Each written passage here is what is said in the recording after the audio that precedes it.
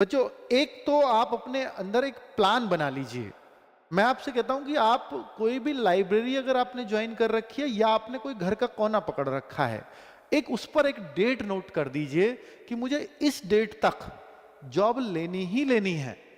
अब आप उस पर जो डेट लिखो तो वो ये सोच करके लिखना कि मेरे पास जॉब अपॉर्चुनिटीज क्या क्या हैं और मेरा जो जॉब अपॉर्चुनिटीज दिख रही हैं उनका एग्जाम कब तक हो जाएगा। तो आप चाहे वो थोड़ा और डिले की लिख दीजिए, 1 महीना डिले, उससे भी जो आपको संभावनाएं लग रही हैं। जैसे मान लेते हैं कि भाई सब चीज का एग्जाम सर मेरे को दिखता है कि मैं मई जून तक 2027 तक मेरे जो सारे एग्जाम्स हो जाएंगे। तो फिर मैं क्या करूंगा कि मैं ऐसे डाल लूंगा कि मुझे 30 जून 2027 तक एक जॉब अपनी झोली में करनी है। और आप यकीन मानना बच्चों, जब आप रोज उस डेट को देखोगे ना, वो रोज वो डेट आपको प्रेरित करेगी पढ़ने के लिए। जब आप नहीं पढ़ रहे होगे तब वो आपको बोलेगी कि तुझे पढ़ना है, क्योंकि तुझे इसी डेट तक मेहनत करनी है। सरकारी नौकरी में हमेशा कहता आया हूं कि अगर कोई एक बार इसमें फंस गया, 5 साल से पहले नहीं निकलता।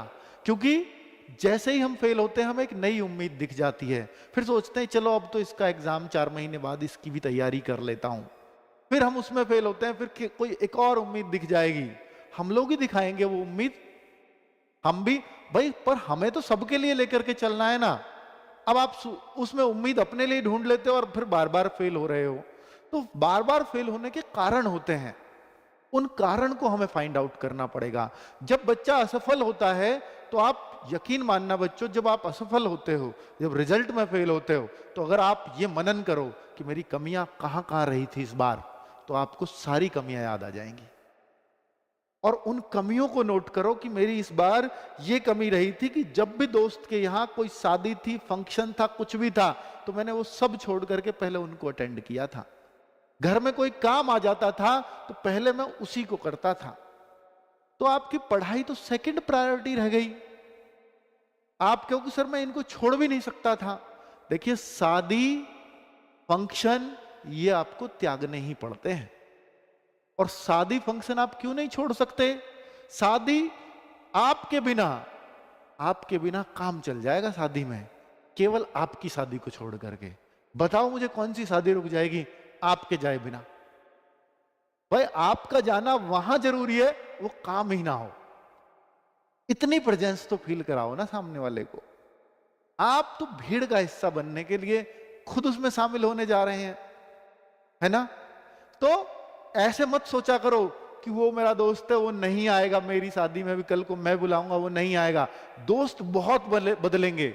आप जब जॉब लग जाएगी ना, आप देखना आपके पुराने दोस्तों से जब थोड़ा कनेक्शन कम होना शुरू हो जाता है ना, आपको वही सबसे अच्छा लगने लगता है जो प्रेजेंट में आपके साथ है।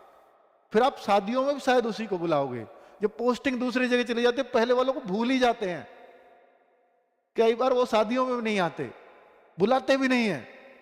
ये दोस्त की प्रायोरिटी हमेशा बदलती रहती हैं लाइफ के हर फेज में। हाँ, कुछ होते हैं कॉलेज फ्रेंड जो हमें हर टाइम पे संभालने वाले होने चाहिए। दोस्त ऐसे बनाओ जो हमेशा आपको पॉजिटिव रखे, क्योंकि आप जब सरकारी नौकरी की तैयारी करते हैं तो आपके अंदर नेगेटिविटी कई बार आएंगी। तो 1-2 दोस्त आपके पास ऐसा होना चाहिए जो आपको पॉजिटिव कर सके उस समय पे कि कोई बात नहीं, ये ऐसे नहीं, ऐसे हो जाएगा। भले ही आपकी वो ऐसा नहीं होना चाहिए कि वो नेगेटिविटी में ही शामिल हो गया कि हाँ यार तू सही कह रहा है यार, इसमें कुछ नहीं रखा। वो वाले दोस्त से बचना होगा। आपके वो दोस्त है यार, देखो कितनी सही बात कह रहा है, विरोध करे आपकी उस बात का, वो दोस्त है।